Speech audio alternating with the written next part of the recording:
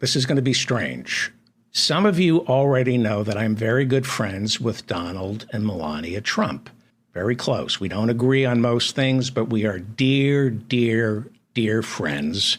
We correspond all the time.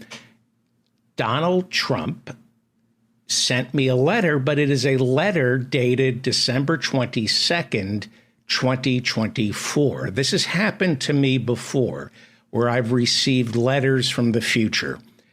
I don't know. I said, Donald, can I read this? He said, go ahead. And he said he remembers writing it because he timed. I don't understand what's going on, these wormholes, but all I can tell you is Donald sent me a copy of a letter that he wrote from a Birmingham jail dated December 22nd, 2024. I'm going to read it as written. I assume this is Donald Trump. It is from the future. That's all I can tell you. I can't tell you how I received it. This is a letter from Donald Trump. It's a letter from a Birmingham jail dated December 22nd, 2024. This would be, a year and a half from now. He writes, this is Donald Trump. Merry Christmas. And for you people of color, happy holidays. That sounds like Trump, doesn't it? I hope 2025 brings you joy. It's 2024, right? 2025 would be right around the corner since it's December 22nd. This is weird.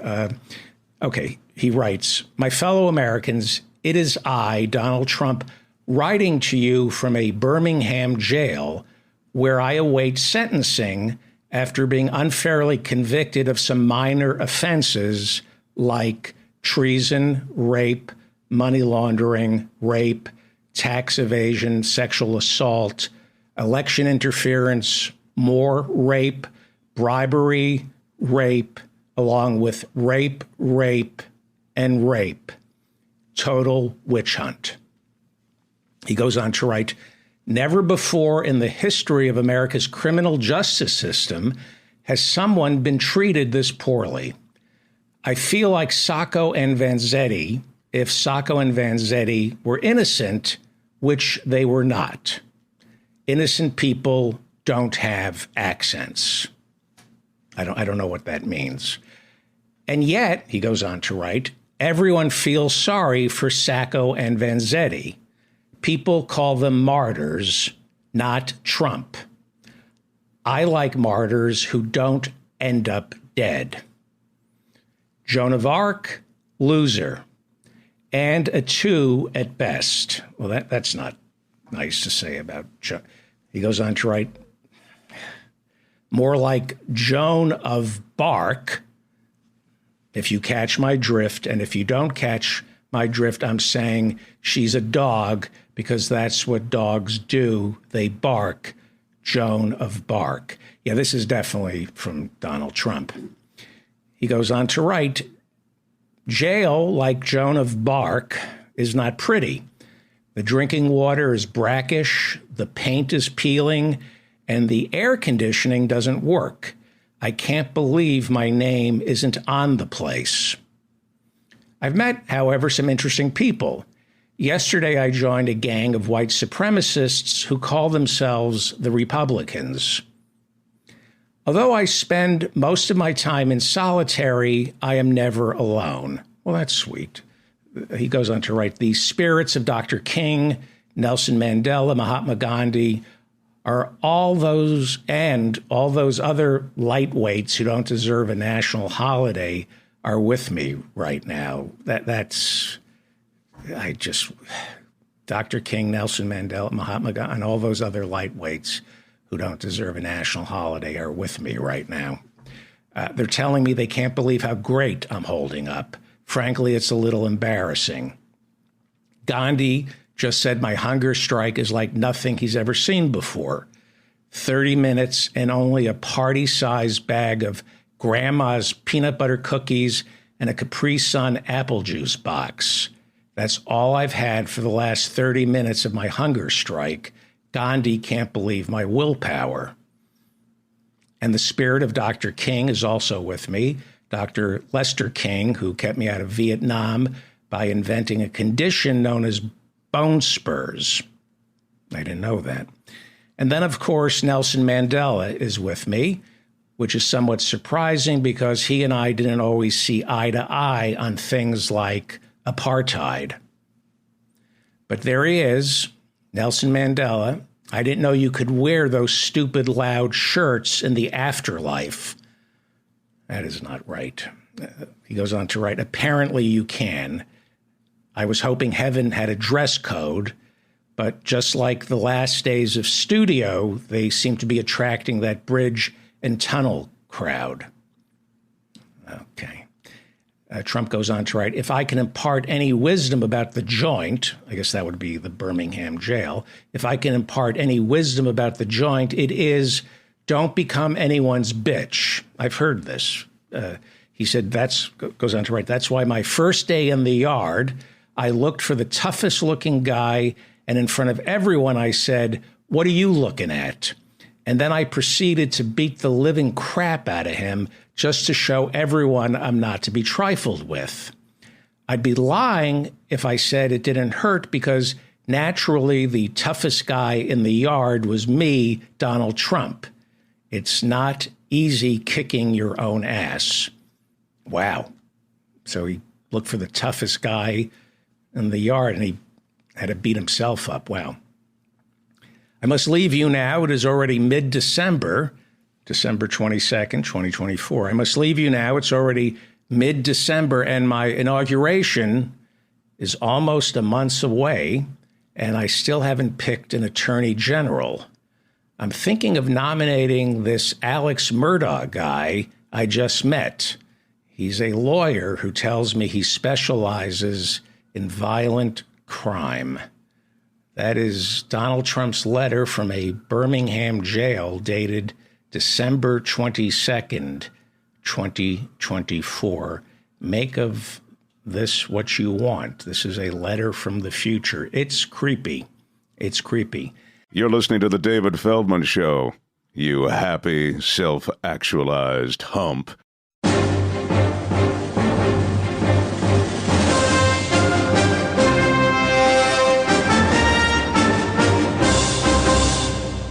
The Reverend Barry W. Lynn has a new book. It's entitled Paid to Piss People Off. Go buy this book. It has the Feldman guarantee. Blue Cedar Press is where you buy it. Go to bluecedarpress.com. Paid to Piss People Off, written by the Reverend Barry W. Lynn, who joins us today to talk about the First Amendment. Now, we're going to come in during the middle of the conversation because we had a minor technical problem. So the first 7 minutes were garbled and indecipherable. I opened the segment by asking the Reverend Barry W. Lynn about the Establishment Clause contained within the First Amendment. What is the Establishment Clause? We always think of the First Amendment as guaranteeing freedom of speech. But what is the Establishment Clause? And the Reverend explains, well, the clause is there will be no state religion. The First Amendment forbids a state religion.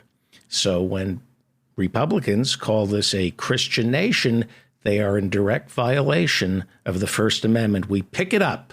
We pick it up where the Reverend Barry W. Lynn is explaining the Establishment Clause.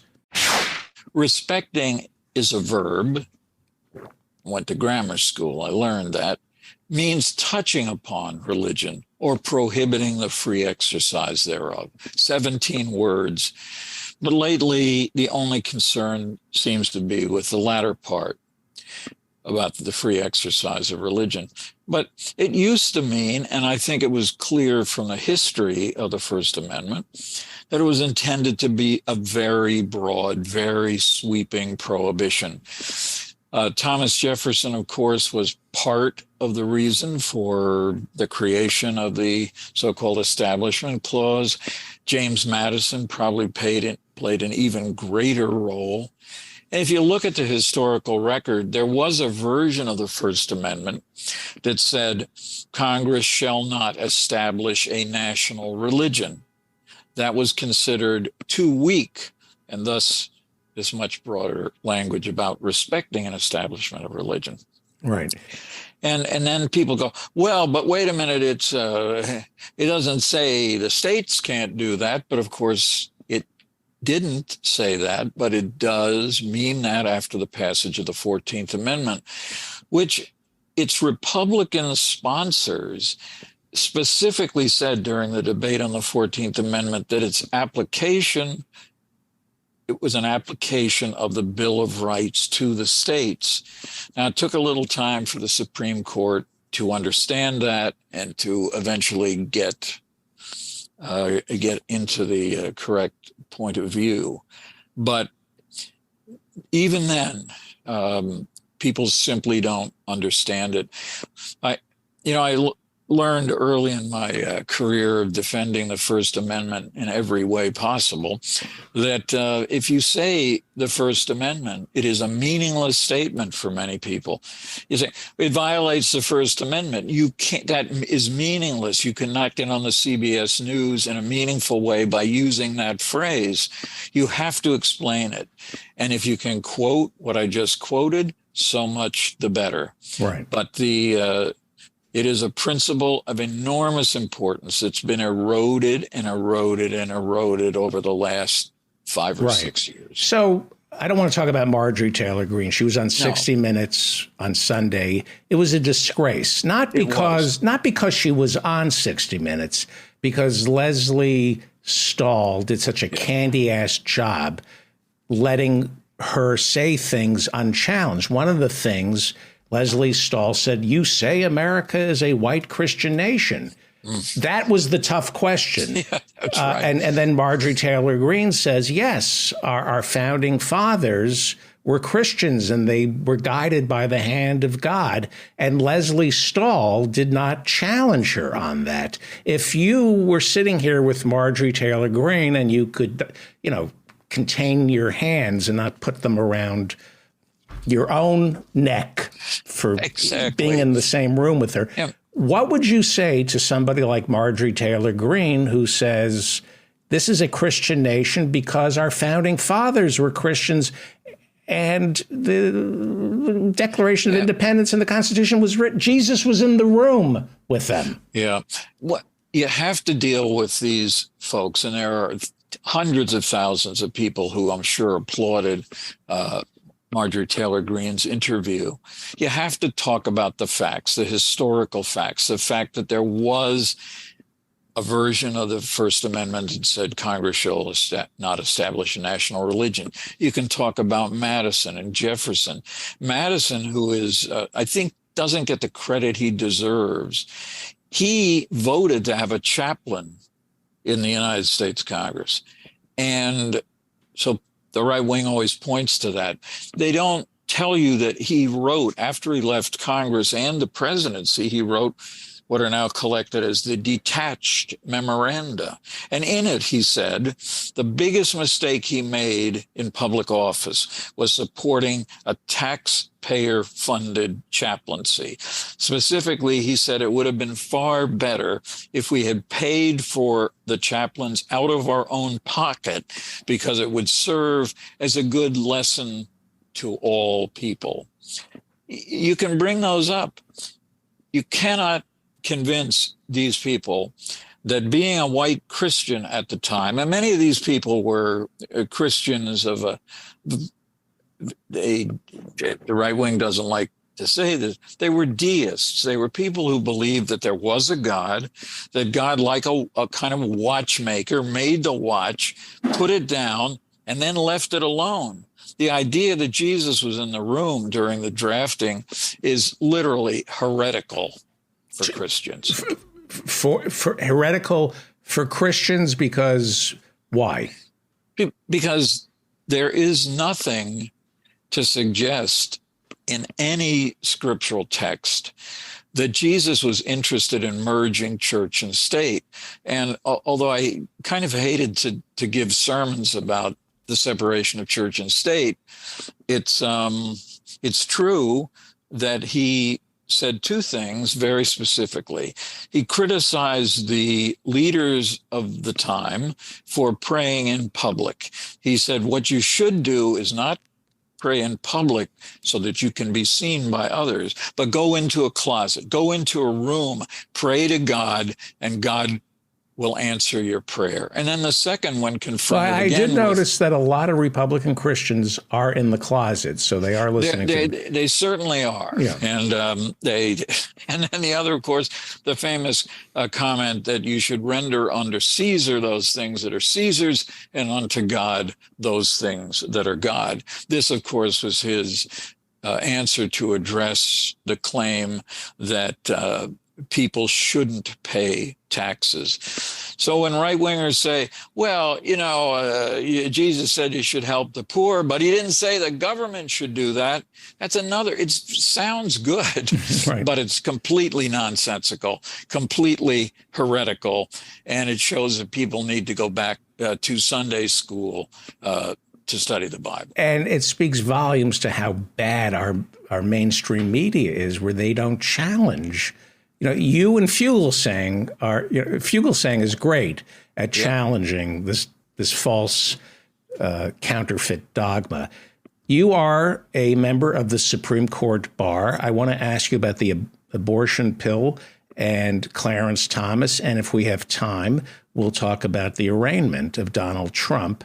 I don't know how much new information, how much light you can shed on that. We're talking with the Reverend Barry W. Lynn. His new book is a trilogy entitled Paid to Piss People Off.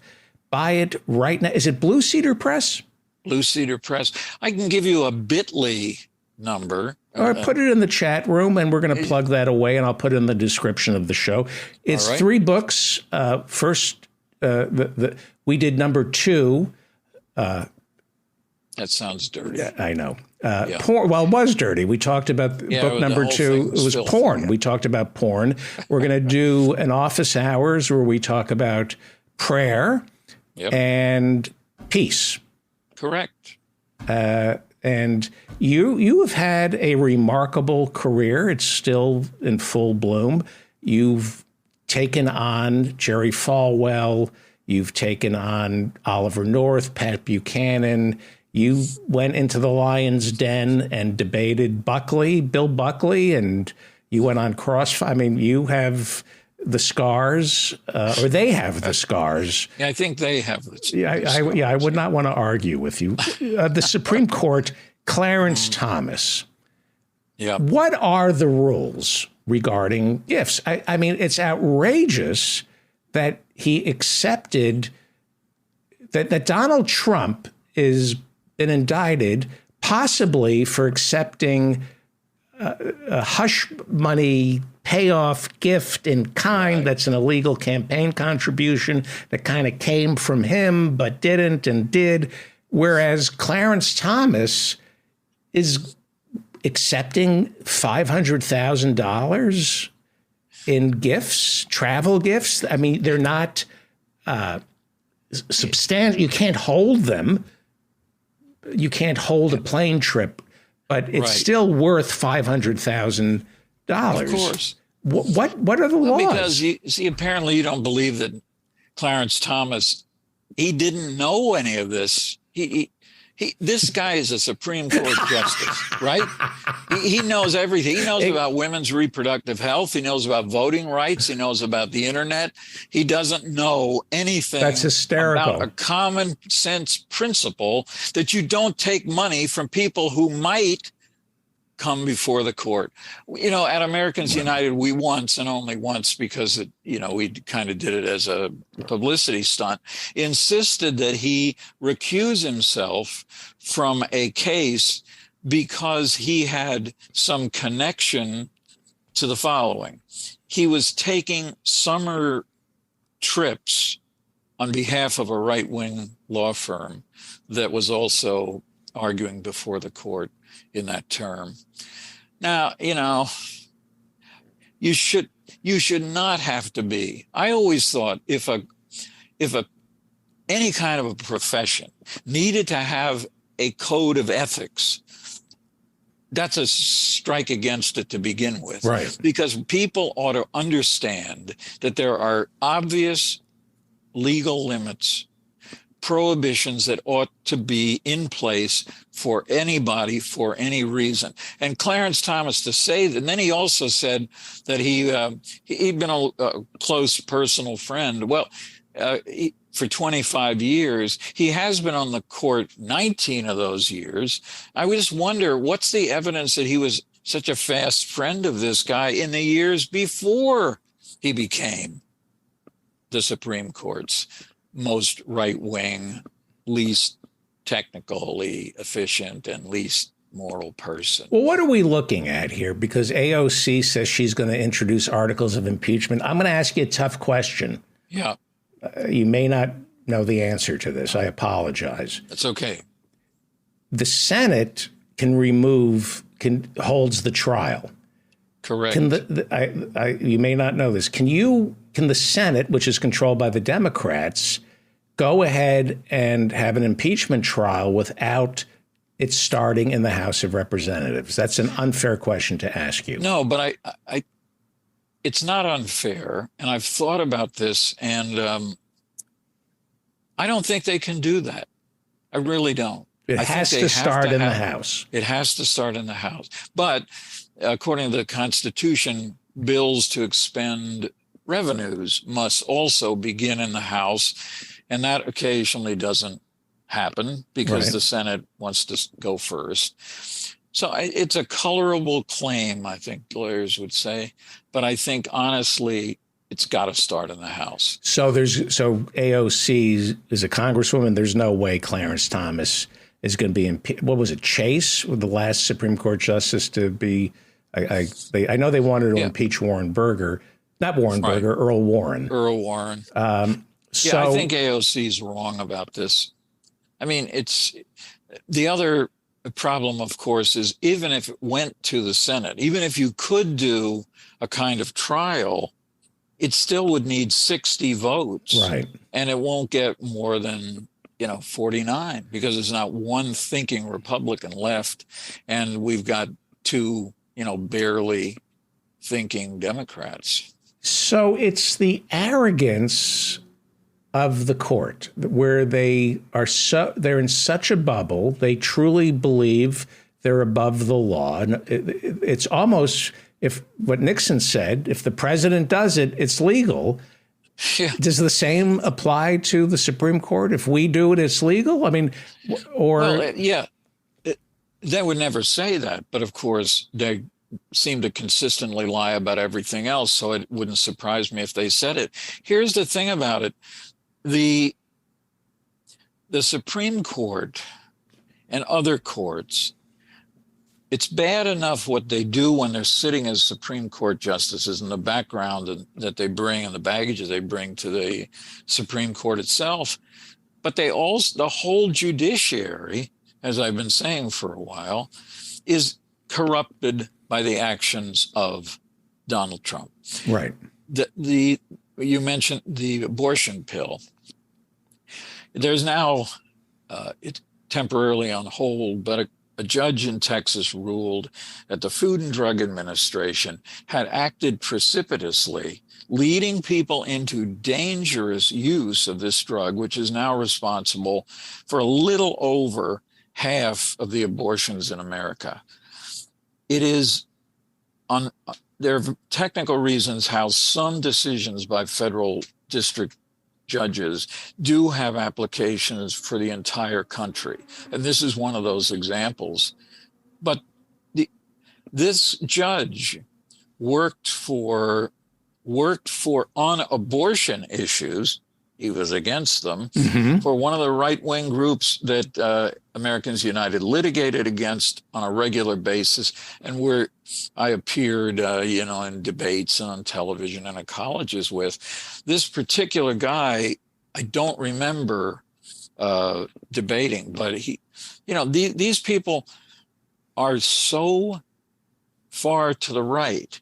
I mean, to say that they're going to somehow, fall off a cliff, they've already fallen off the cliff. Now the question is, what kind of a mess are they going to make at the bottom? Right. It is absolutely reprehensible that any human being calling herself or himself an American would not recuse himself from an issue, a direct issue that he worked on for a right-wing law firm. Right. I didn't even like to go. A lot of lawyers, they love going to these judicial conferences, a hobnob with all the judges. I hated doing that. I never did it. I don't even think, although there's nothing illegal about this, but I don't think that judges ought to make statements to anybody. They shouldn't give speeches to the ACLU. They shouldn't give speeches to some right-wing law firm. Well, let me ask you this, because we only have 6 more minutes, and we're talking with I'm sorry to interrupt you. We're talking with the Reverend Barry W. Lynn. Go buy his new trilogy, Paid to Piss People Off, published by Blue Cedar Press, but you can buy it on Barnes & Noble, and I won't mention the other place. No, don't mention. And I want to get to Peeps, and we have our virtual studio audience in full bloom tonight, and they have some questions for you that I'd like to get to. Sure. But you say that judges should not participate in some of these events. During the arraignment, Donald Trump said, I've got an anti-Trump judge.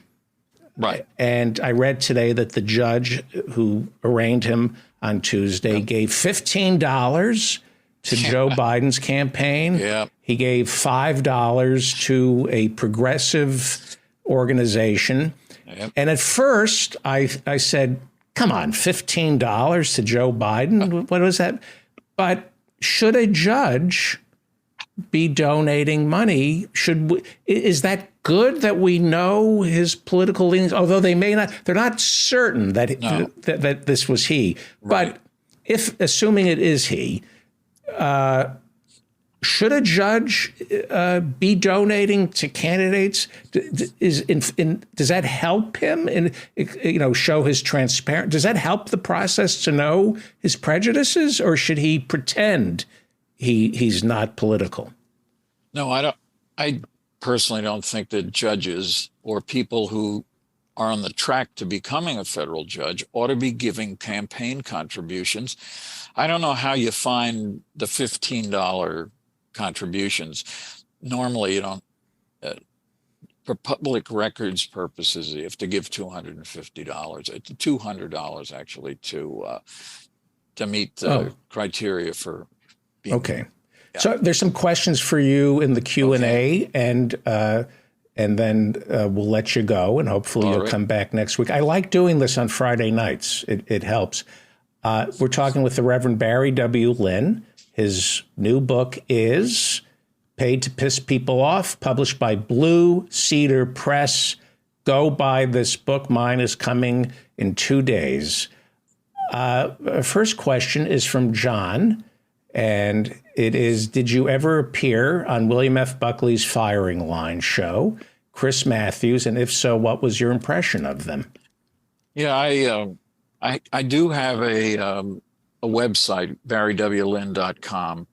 On that, you can find 4 of the Firing Line specials that I did with Buckley. And if you read the very beginning of the book, you'll find an interesting anecdote about my long relationship with Buckley.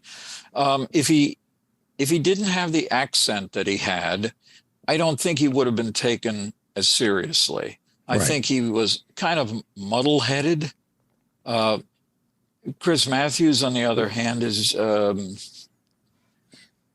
I did everything, including doing his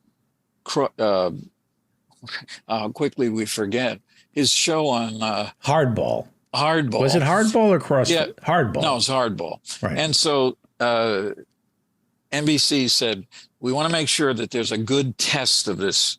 So the Friday before he was going to start on Monday, they had me on and a woman named Andrea Shelton. Andrea Shelton was a hard right woman who loved to break the norms. She used to wear leopard skin mini skirts. So Chris is starting a show and says, I hope we keep it lively. And Andrea says, oh, I think it'll be lively. You do know that Barry is my ex-husband. And I've never seen Matthews unable to speak, but these guys, we have one more question, okay, and I'll let you go. Somebody in the chat room wrote, no politics tonight. I'm burnt out. Right. And I hear them. I mean, I get overloaded. And then you see these monsters like Chris, well, he's gone for being a monster towards women. Joe Scarborough, who's probably a monster to women, but he married the one that he was, I have a feeling that was a Me Too that was avoided by marrying. I think he Me Too'd Mika.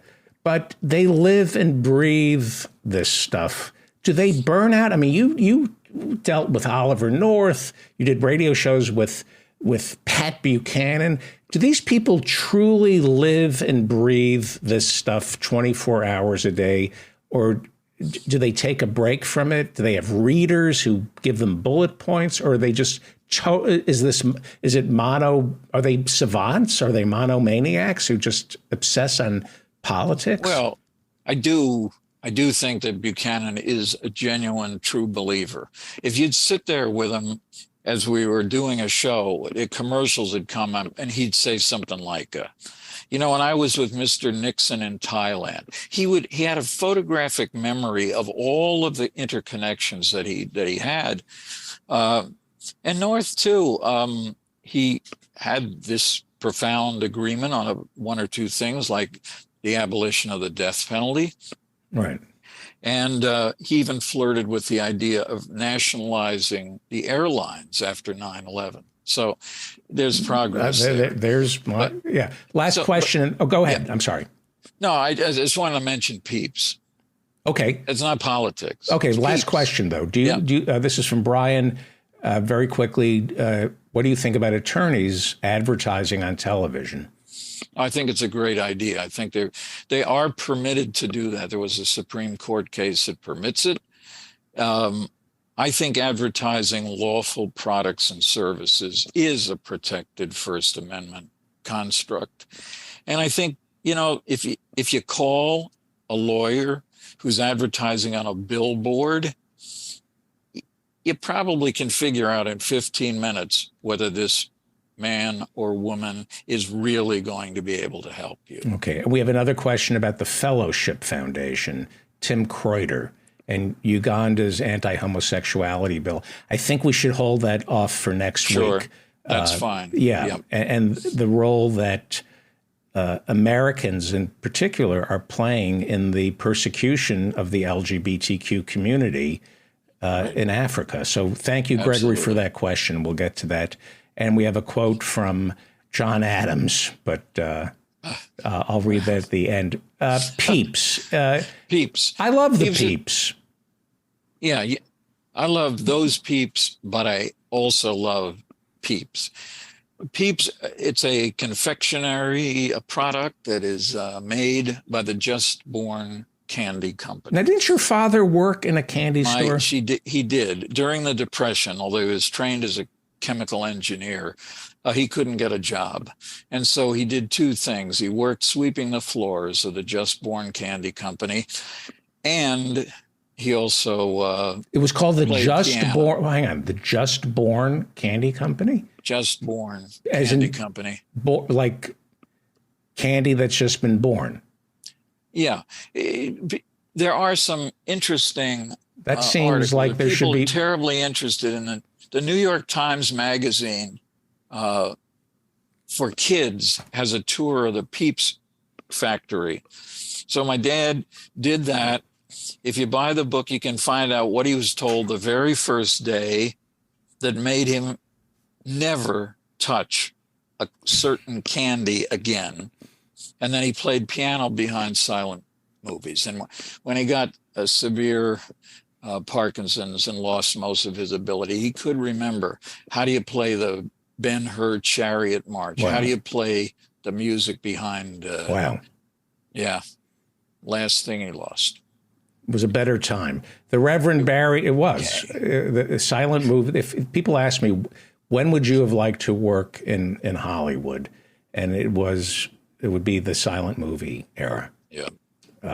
That must have been something. And it pisses me off. David Chase, the creator of The Sopranos, did a pilot after The Sopranos that took place during the silent movie era.